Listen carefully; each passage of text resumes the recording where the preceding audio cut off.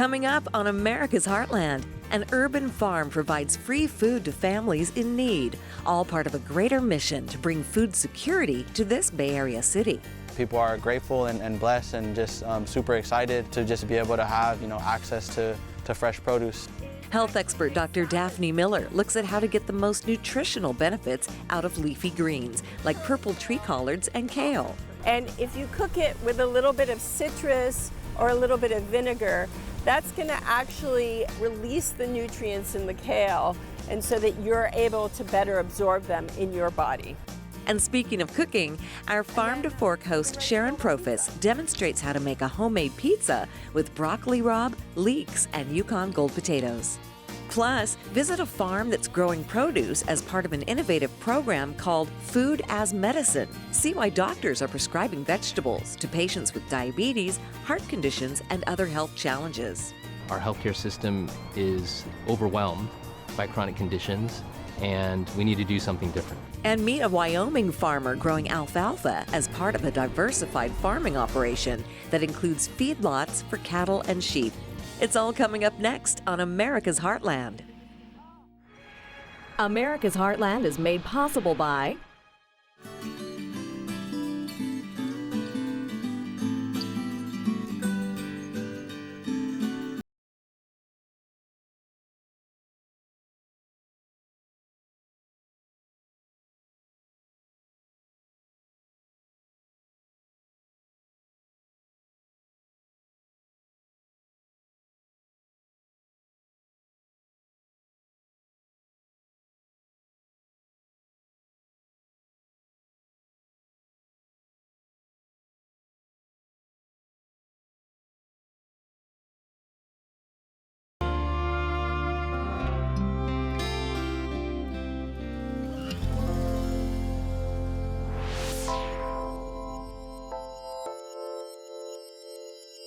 I see us as just a team of passionate community members really trying to make a change here in Richmond.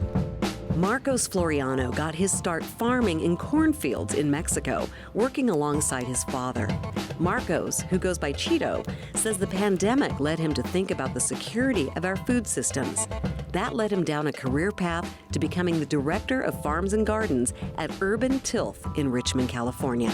So Richmond is in the Bay Area, maybe about 20 minutes away from San Francisco, and during World War II was really kind of a war boomtown city. A lot of folks migrated from the south to come work at the shipyards here in Richmond, and as soon as World War II was over, there was no more work, and so folks ended up getting displaced or just ended up not having work, and really impacted brown and black communities here in Richmond. So with that said, here in North Richmond where we're at is still very heavily industrial.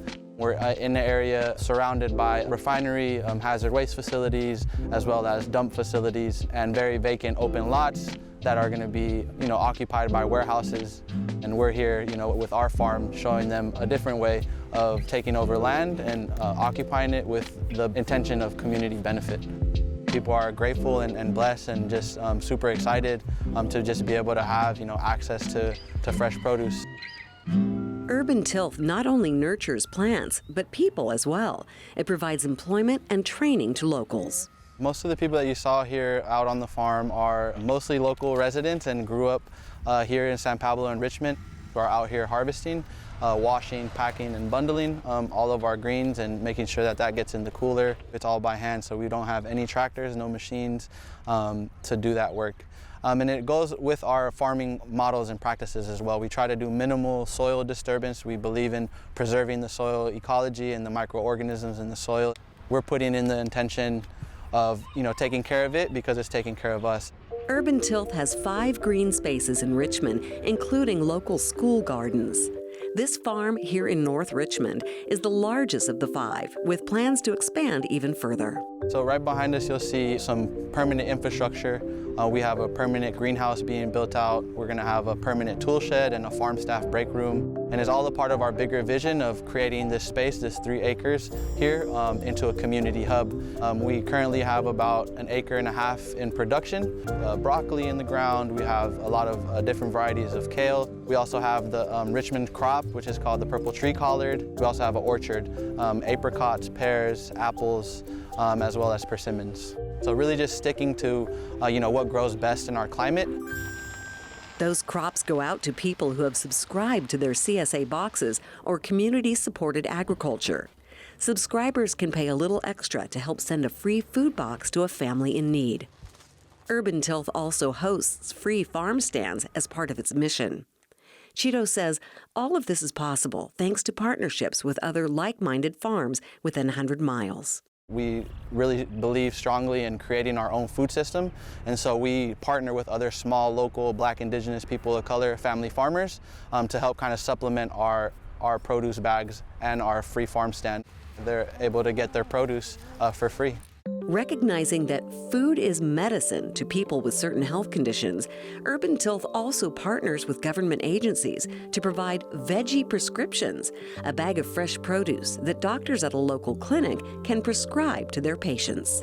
What we put into our bodies in terms of food is very important in healing our bodies. And so we're talking about a lot of serious conditions that are very much food related, like high blood pressure or diabetes, are able to get prescribed a veggie box and then take classes on how to cook the veggies in hopes that it will support them in lowering their risks of food-related diseases. The feeling for me is very close to home. My father deals with kidney failure, and I know what it's like, for someone to suffer from, food-related diseases, and which is another reason why I got involved in this work, is because I wanted to be that change. We're all very mission-driven, and it's very hard work, but at the end of the day, it's rewarding. I'm just so grateful.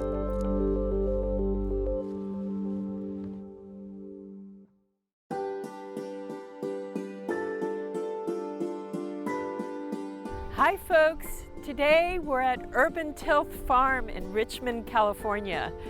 And this place is near and dear to my heart. It's about 2 miles from my medical clinic.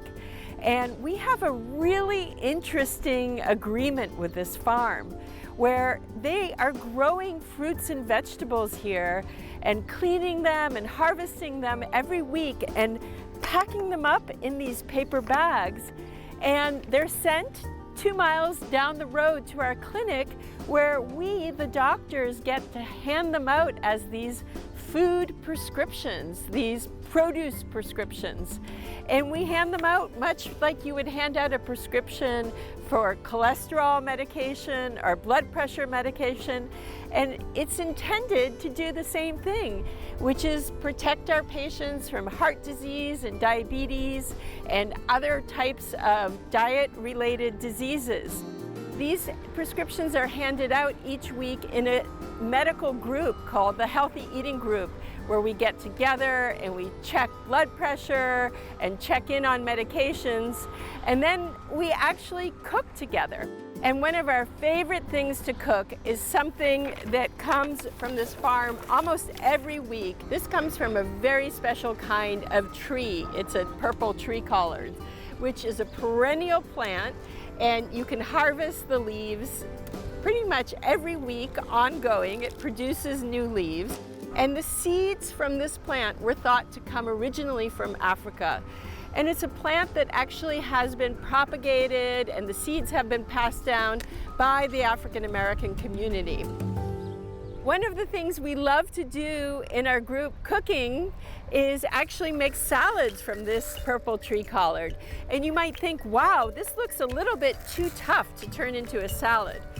But the secret is to take a leaf and actually strip it off its stalk. And then what you can do is massage it.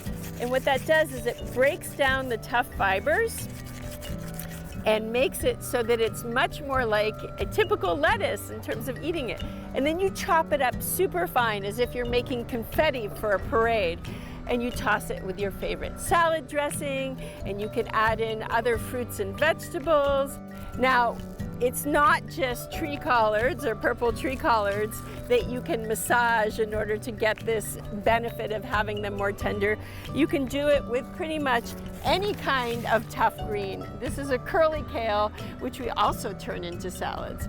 And oftentimes I'll make a mixture of both and throw them in with your more standard greens like your romaine or even some iceberg lettuce.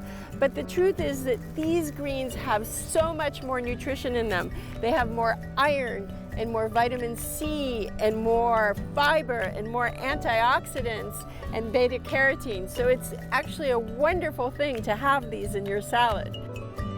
It's great to add them to the mix, both for taste and for that variegated color and for your health. And when I cook kale, what I really try and do is cook it as lightly as possible. You don't want it to get overcooked and kind of mushy. You want it to have just that kind of a bright greenness to it.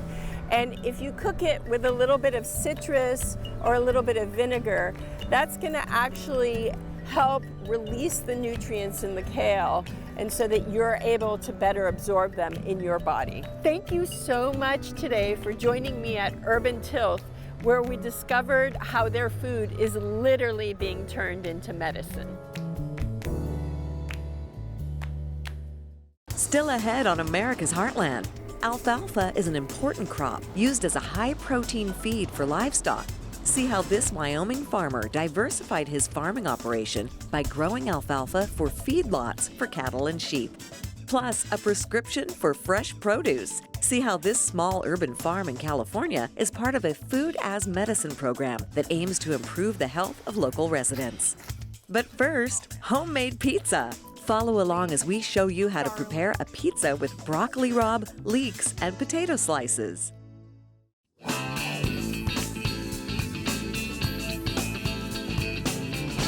Today we're making a broccoli rabe, leek, and potato pizza.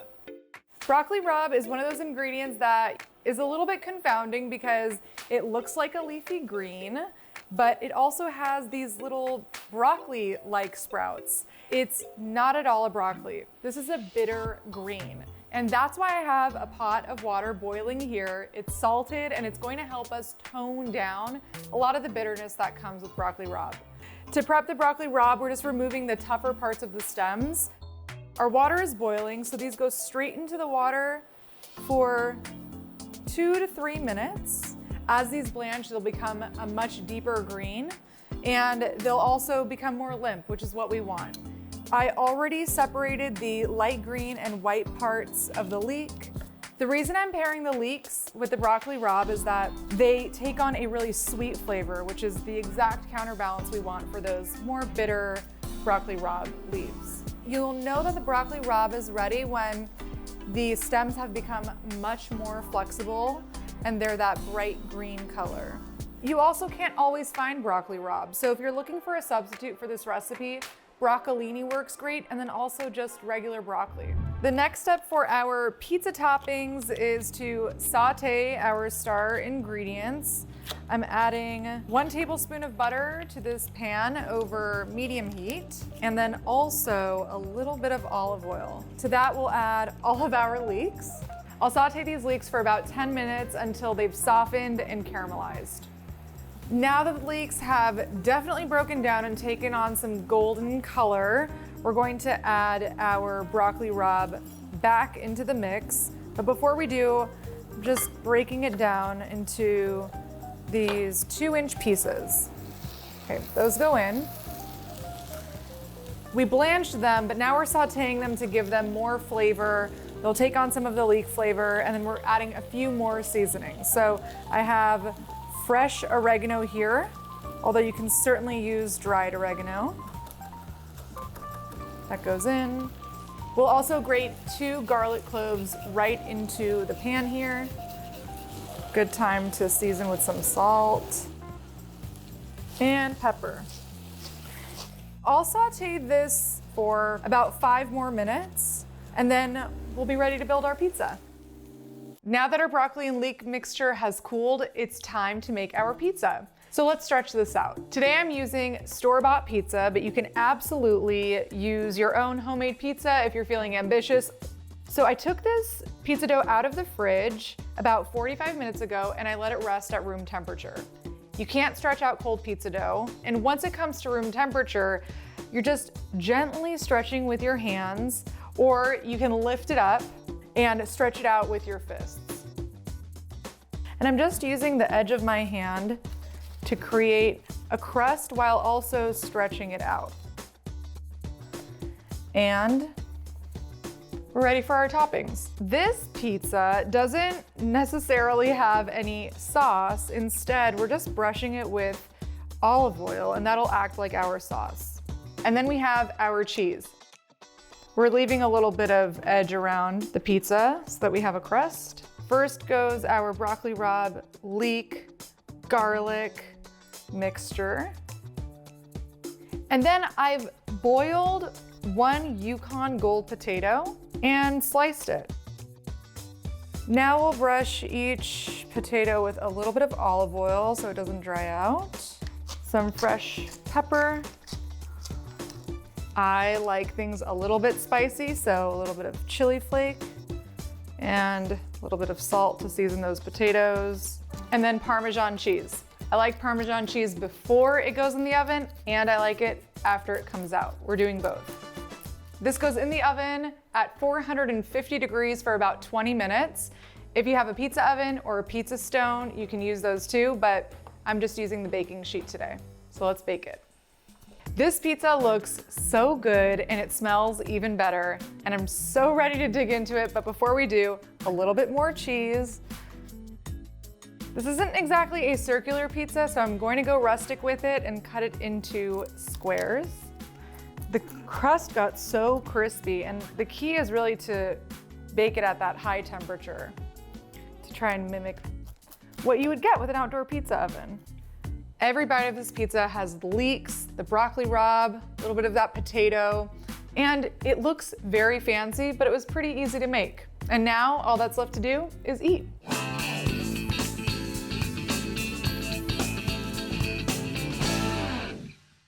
Despite its similar name, don't call broccoli rabe a broccoli. While they are both part of the brassica family, broccoli rabe is actually more closely related to turnips. In Italy, broccoli rabe is called rapini, which means little turnip.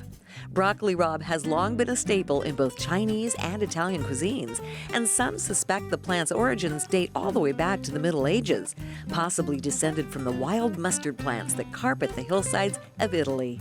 The plant was introduced to the United States by Italian farmers in the 1920s, but it didn't really take off in America until the 1960s due to its more bitter flavor profile.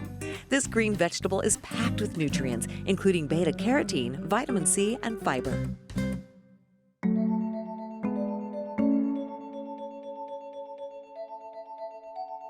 Nestled in the heart of San Leandro, California, Dig Deep Farms isn't just about cultivating crops. It's a food hub with a purpose. Providing healthy food to those facing food insecurity in the local community. It's the only thing that most folks have access to in these areas. A lot of apartments, a lot of houses, very densely populated without a lot of green space. Troy Horton and Sasha Shankar are directors of Dig Deep Farms, which was founded in 2010. Currently, Dig Deep Farms has about 6 different sites in Alameda County. Leafy greens are our #1 grower that we grow year-round, specifically collards, and more specifically tree collards. We were struggling at the beginning and things like that, but we were also struggling to get the clients, and so we just doubled down with the Food as Medicine program. Food as medicine is exactly what it sounds like. Doctors prescribe healthy foods to patients, just like they would medicine. Sasha and Troy are amazing farmers. They know the land, they know how to grow the food. I have full trust in them. They are the next generation. You see how the stems, when you just cut them and you can pot them up and grow a new plant. Dr. Stephen Chen often spends time with his farmer partners at places like Dig Deep Farms. He's the Chief Medical Officer for Alameda County's pioneering Food as Medicine initiative. Together, they're creating a holistic approach to patient health, starting with a commitment to regenerative farming techniques.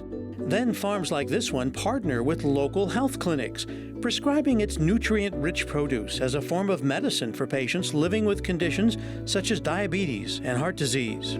So hypertension, obesity, even mental health issues like depression, these are all connected at a root level through our metabolism and how we manage to this food in our body. And the food that we use is critical to that. And so I think there's the stark reality of our healthcare system is overwhelmed by chronic conditions, and we need to do something different. Dr. Chen hopes this effort not only helps people in Alameda County, the shared goal is to make this a model for health providers across the U.S. So my prescribing you this medicine is going to have all these co-benefits just by that single act. Human health, economic health, climate health, health equity, and racial equity. Another name for this food as medicine approach in Alameda County is Recipe for Health, aptly named. Like any recipe, it has ingredients. And our Recipe for Health has 5 ingredients. The first one is our safety net health centers. Here in Alameda County, we have partnerships with 5 different healthcare organizations in the most vulnerable sections of our community. These federally qualified health centers become the main place where this medicine is happening because they're serving the most vulnerable in our communities. Folks who lose insurance, folks who are poor, and they're providing great care. The second ingredient is our food pharmacy, spelled F-A-R-M-A-C-Y. It's our farm and our food hub, the food delivery and the food production. Our third ingredient is our what we're calling a behavioral pharmacy. So just think about that as the place where you can get support, behavioral and nutrition support, to amplify the effect of the food. The fourth ingredient is our Medi-Cal health plan, or our Medicaid health plan for other states. This is the funding source so that allows our patients to receive this like any other medicine, free of cost. And then the fifth and most important ingredient is our Recipe for Health team, which is our administrative and training hub to train all the doctors and nurses and nurse practitioners on how to use food as medicine to treat, prevent, and reverse chronic conditions.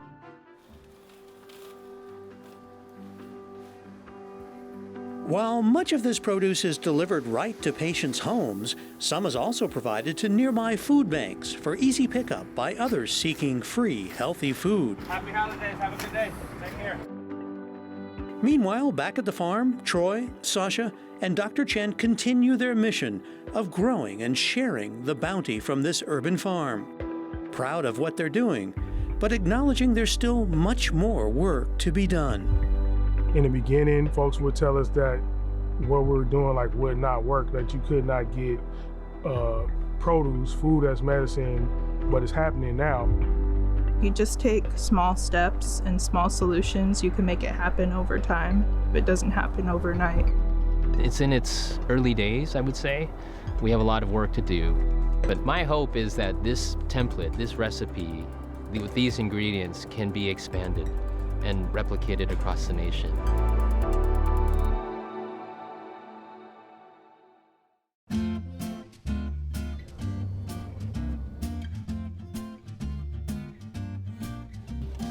Heard a while back, it's better to get better than it is to get bigger.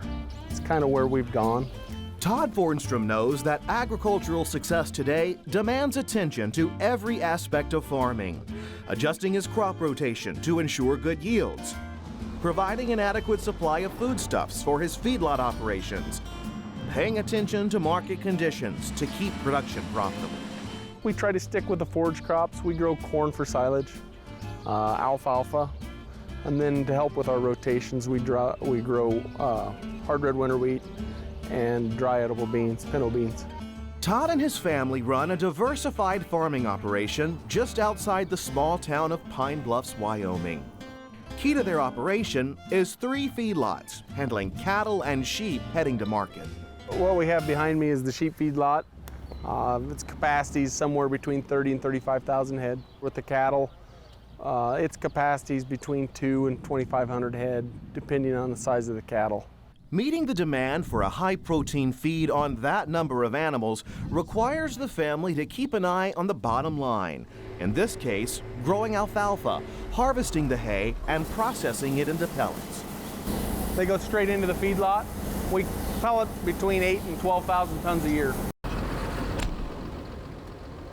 On this hot and sunny afternoon in July, Todd and his crew were finishing up their harvest on a field of alfalfa. Once harvested, the alfalfa is hauled to a mill, part of a process that optimizes crop production to facilitate sustainable farming. We try to harvest all of our own. We use our own crops, so we don't have a lot of transportation when it comes to our forage. Todd will tell you it's a labor of love that began with his grandfather, who raised potatoes on this land in the 1930s. When Todd's dad took over the farm, he began the extensive feedlot operations that exist today. I live in the same house I grew up in. It's a good place to raise kids. There's a lot of freedom out here. All the kids, they learn quite a bit, from anything from livestock to animals to farming. As for the next generation, Todd hopes they enjoy farming just as much as he does. I never really call it work. And most people ask me what I do for work. I don't work.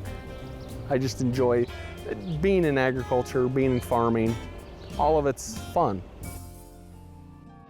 That's it for this edition of America's Heartland. For more stories, full episodes, and recipes, visit americasheartland.org or connect with us on Facebook. You can see it in the eyes of every woman and man in America's heartland, living close to the land. There's a love for the country and a pride in the brand in America's heartland, living close to the land. America's Heartland is made possible by